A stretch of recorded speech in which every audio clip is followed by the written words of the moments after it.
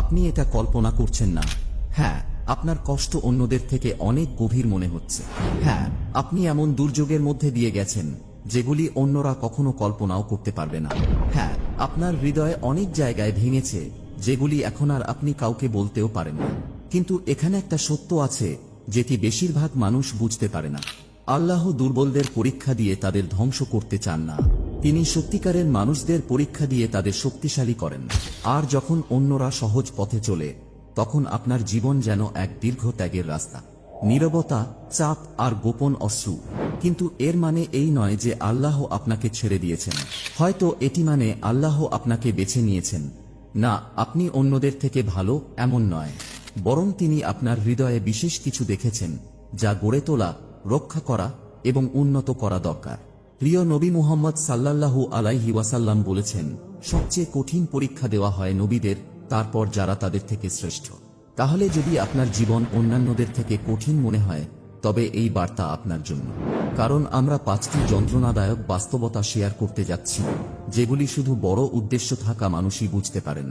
শেষে হয়তো আপনি বুঝতে পারবেন এই কষ্ট কোনোভাবেই এলোমেলো ছিল না। এটা সবসময় আল্লাহর রহমতের অংশ ছিল, যা আপনাকে আরও শক্তিশালী করবে। নম্বর 1, ভুল বোঝাবুঝির কষ্ট। যখন আপনার উদ্দেশ্য একদম সৎ, আপনি ভালোভাবে কথা বলার চেষ্টা করেন, তবুও মানুষ আপনাকে দুর্বল মনে করে। আপনি যা করেন সবকিছু দিচ্ছেন, কিন্তু তারা আপনাকে সন্দেহ করে। আপনার সাহায্য করার ইচ্ছা থাকলেও শেষ পর্যন্ত আপনি নিজেই আঘাত পান। কিছু সময় পরে আপনি আর নিজেকে ব্যাখ্যা করতে চান না, কারণ যতই আপনার উদ্দেশ্য সৎ হোক, পৃথিবী আপনাকে বারবার ভুল বুঝে। এটা এমন এক কষ্ট যা সাধারণত কেউ বলে না। ভুল বোঝাবুঝির কষ্ট। আপনি কোনো ভুল করেননি, শুধু আপনার হৃদয়টাই আলাদা। তবে আপনি একা নন। নবী ইউসুফ আলাইহিস সালামকেও তাঁর ভাইয়েরা ভুল বুঝেছিল। তাকে কূপে ফেলে দেয় সেই মানুষরাই যাদের উচিত ছিল তাকে রক্ষা করা। নবী মুহাম্মদ সাল্লাল্লাহু আলাইহি ওয়াসাল্লামকেও মিথ্যাবাদী, পাগল আর কবি বলে অপবাদ দেওয়া হয়েছিল, অথচ তিনি পৃথিবীতে শুধু সত্য ও মায়া নিয়ে এসেছিলেন। ভুল বোঝা মানে এই নয় যে আপনি ভুল কিছু করছেন, বরং এটা এক বিশেষ পথে চলার চিহ্ন। এমন পথ যা শুধু কিছু মানুষই হাঁটে। আল্লাহ যখন কাউকে বড় কিছু করার জন্য প্রস্তুত করেন, তখন তিনি তাকে একাকী দাঁড়িয়ে থাকার শক্তি দেন। তিনি তাকে সত্যের পক্ষে দাঁড়াতে শিখান, এমনকি যখন কেউ তার পাশে না দাঁড়ায়। এমনকি যখন তার ভালো কাজ কষ্ট দেয়, তখনও তাকে সেই কাজ করতে বলেন। তাহলে যদি আপনি কখনো ভুলভাবে বিচারিত হন, একা হয়ে পড়েন বা অন্যায়ভাবে অভিযুক্ত হন, আপনার হৃদয় কঠিন হতে দিবেন না, বরং সেই কষ্টকে আপনার আন্তরিকতা আরও গভীর করার সুযোগ হিসেবে নিন। আল্লাহ যা দেখেন তা কেউ আর দেখতে পায় না। আর তিনি কোরআনে বলেছেন, নিশ্চয়ই আল্লাহ বিশ্বাসীদের রক্ষা করেন। এটা আপনার সান্ত্বনা হোক। আপনার অশ্রু চুপচাপ পড়ুক, কিন্তু আপনার ভালো কাজ কখনো ম্লান হতে দিবেন না। কারণ এই কষ্ট দুর্বলতার চিহ্ন নয়, এটি সেই পথে চলার চিহ্ন যা আল্লাহ আপনার জন্য নির্বাচিত করেছেন। নম্বর 2, অনেক কিছু দেওয়ার কষ্ট এবং মনে হওয়া যে কেউ কিছু ফিরিয়ে দেয় না। আপনি সেই মানুষ, আপনি সাহায্যকারী, আপনি সেই ব্যক্তি যাকে সবাই কল করে যখন তারা ভেঙে পড়েছে। আপনি আপনার সময় দেন, আপনার শক্তি দেন, আপনার হৃদয় দেন, কিন্তু যখন আপনার প্রয়োজন হয় তখন সবকিছু নীরব। কেউ খবর নেয় না, কেউ জানতে চায় না আপনি কেমন আছেন। এবং আপনি ভাবতে শুরু করেন, আমি কি শুধুমাত্র তখনই মূল্যবান যখন আমি কাজে লাগি? এটা এমন এক ধরনের একাকিত্ব যা শুধু দেওয়া মানুষেরাই বুঝতে পারে। এটা সেই কষ্ট যখন আপনি সবার জন্য শক্ত হয়ে থাকেন, কিন্তু আড়ালে নিজের মন ভেঙে পড়ে। তবে ইসলাম আপনাকে যা স্মরণ করিয়ে দেয় তা হল, আল্লাহ আপনার দেওয়া সবকিছু দেখেন যখন অন্যরা দেখে না। প্রিয় নবী মুহাম্মদ সাল্লাল্লাহু আলাইহি ওয়াসাল্লাম বলেছেন, যে এই দুনিয়াতে একজন মুমিনের কষ্ট দূর করে, আল্লাহ তাকে কিয়ামতের দিন তার কষ্ট দূর করবেন। আপনার দয়ার কোনো ক্ষতি হচ্ছে না, আপনার উদারতা অগ্রাহ্য হচ্ছে না। যদিও মানুষ ভুলে যায়, কিন্তু আল্লাহ কখনো ভুলে যান না। এবং সম্ভবত আল্লাহ আপনাকে এই কষ্ট দেওয়ার কারণ হয়তো আপনাকে শেখানোর জন্য কিভাবে প্রশংসা ছাড়া ভালো কাজ করতে হয়। আপনার আন্তরিকতা যেন কোনো বাহবা না চায়, এবং মনে করিয়ে দেয় যে যদি কেউ আল্লাহর জন্য দেয়, তার পুরস্কার এমন হবে যা এই পৃথিবী কখনোই দিতে পারবে না। তাহলে যদি আপনার মন ক্লান্ত হয়ে যায়, তাহলে আপনার দোয়াতে বিশ্রাম নিন। আল্লাহকে আপনার ক্ষয় হয়ে যাওয়া শক্তি ফেরত দিতে দিন, কারণ সবচেয়ে শক্তিশালী যারা দেয়, আর তারা সাধারণত সেই মানুষ যাদের আল্লাহ বড় কিছুর জন্য প্রস্তুত করছেন। এটি এমন কারণ নয় যে তারা ব্যবহার হতে এসেছে, বরং তারা আল্লাহর নাম প্রচারের জন্য নেতৃত্ব দিতে প্রস্তুত। আর এই দয়া যা পৃথিবীর সবচেয়ে বেশি প্রয়োজন। নম্বর 3, একা থাকার কষ্ট। আপনি যতই মানুষের মাঝে থাকুন, বন্ধুদের সঙ্গে বা পরিবারের সঙ্গে বসে থাকলেও আপনি একা অনুভব করেন। এটা এমন এক কষ্ট যেন কেউ আপনাকে সত্যি বুঝে না, কেউ আপনার ভিতরের কষ্ট বুঝতে পারে না। আপনি হাসেন, আপনি মাথা নেড়ে যান, কিন্তু ভিতরে ভিতরে আপনি ভাবছেন, আমি কোথায় বিলং করি। এই একাকিত্ব শুধু শারীরিক দূরত্বের কারণে নয়, এটা একটা মানসিক ও আধ্যাত্মিক বিচ্ছিন্নতার অনুভূতি। এমন অনেক সৎ হৃদয় আছে যারা এটি গভীরভাবে অনুভব করে।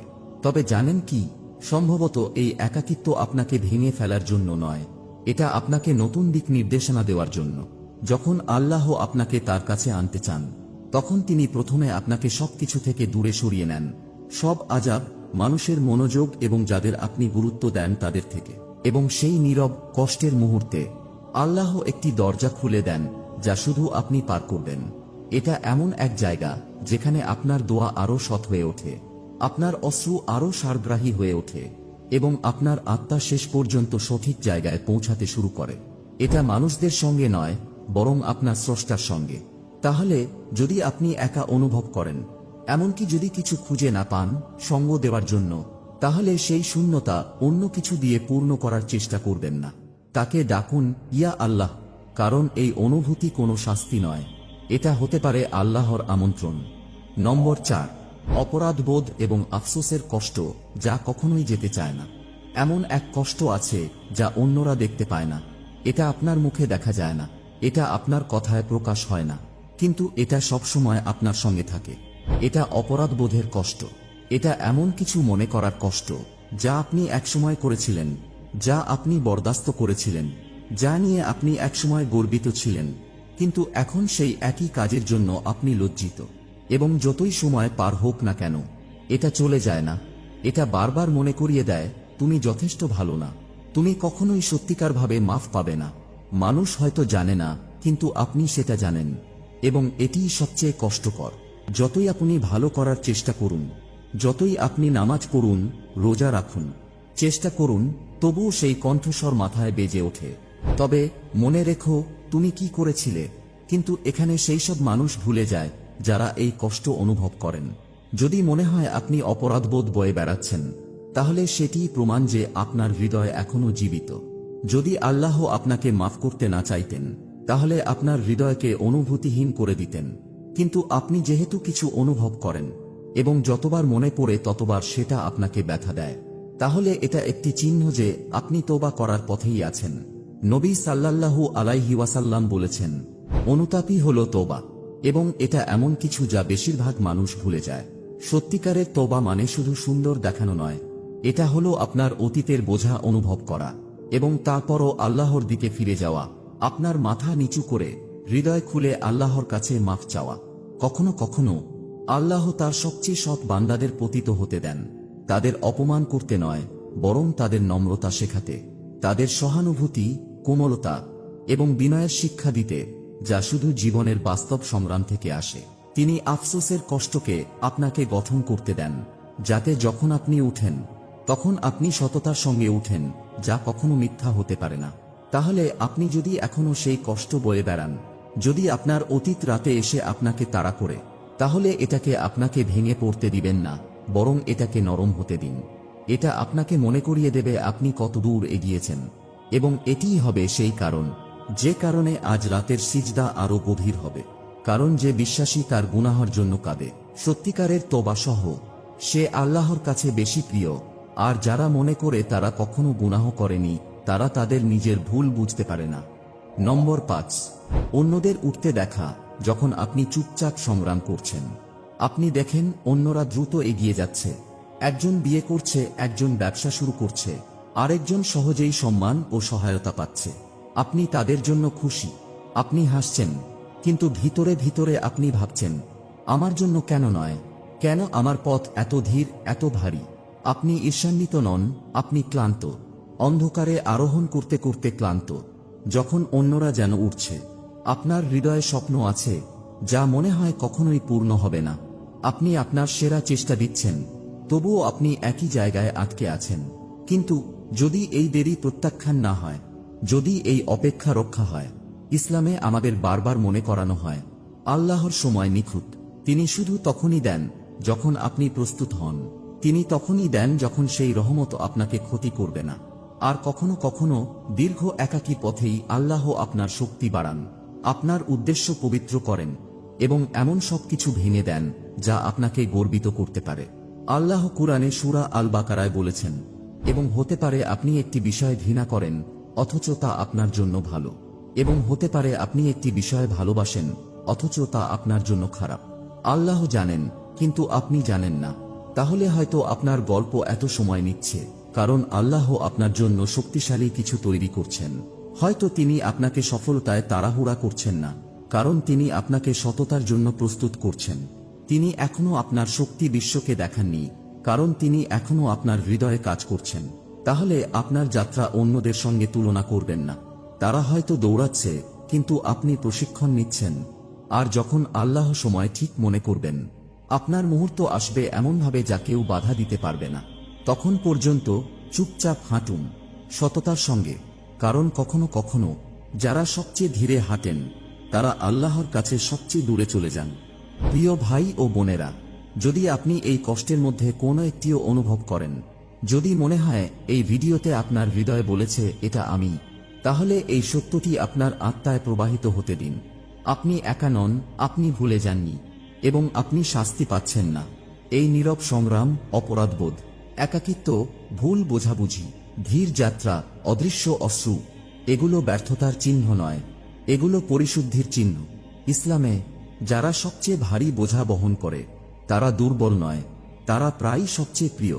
নবী মুহাম্মদ সাল্লাল্লাহু আলাইহি ওয়াসাল্লাম বলেছেন, সবচেয়ে কঠিন পরীক্ষা দেওয়া হয় নবীদের, তারপর পরবর্তী শ্রেষ্ঠদের, তারপর পরবর্তী শ্রেষ্ঠদের।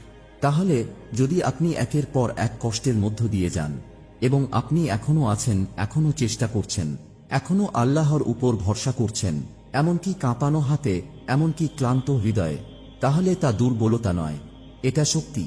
আপনি কখনোই ফিট হওয়ার জন্য ছিলেন না, আপনি গঠন, উন্নতি, সুরক্ষা, প্রস্তুতির জন্য ছিলেন, এমন কিছুর জন্য যা বেশিরভাগ মানুষ কখনোই বুঝবে না। তাহলে আপনার কষ্ট কাছে রাখুন, কিন্তু আপনার দোয়া আরও কাছে রাখুন। এখন আমার সঙ্গে বলুন, ইয়া আল্লাহ, আমি তোমার কাছে প্রতিটি কষ্ট সরানোর অনুরোধ করি না, কিন্তু আমি তোমার কাছে শক্তিশালী হওয়ার অনুরোধ করছি, এটি বহন করার জন্য বিশ্বাস সহ। এই কষ্ট আমার হৃদয় নরম করুক, কঠিন না। আমার সংগ্রাম আমাকে তোমার আরও কাছাকাছি নিয়ে আসুক। আর কখনো আমাকে ভুলে যেও না, কারণ আমি নিখুঁত নই, কিন্তু তুমি জানো আমি চেষ্টা করছি। আমিন। যদি এই বার্তা আপনার হৃদয়ে স্পর্শ করে, নিচে কমেন্ট করুন, ইয়া আল্লাহ, আমি সেই কষ্ট গ্রহণ করি যা তুমি আমাকে দিয়েছ, এটা তোমার পথে রূপান্তরিত হোক। আপনার এই শব্দ হতে পারে অন্য কারো জন্য প্রয়োজনীয় সান্ত্বনা। আর যদি আপনি এখনো লাইক না দিয়ে থাকেন, তাহলে লাইক এবং সাবস্ক্রাইব করা আমাদের জন্য একটি সহজ উপায় যে এমনই নীরব হৃদয়গুলোর কাছে এই বার্তা পৌঁছানো যারা আপনার মতো। আল্লাহ আপনার কষ্টকে উন্নতির দিকে পরিণত করুন, আপনার দাগগুলোকে শক্তিতে, আর আপনার অশ্রুগুলোকে এমন দোয়াতে পরিণত করুন যা কখনো ব্যর্থ হয় না। আমিন।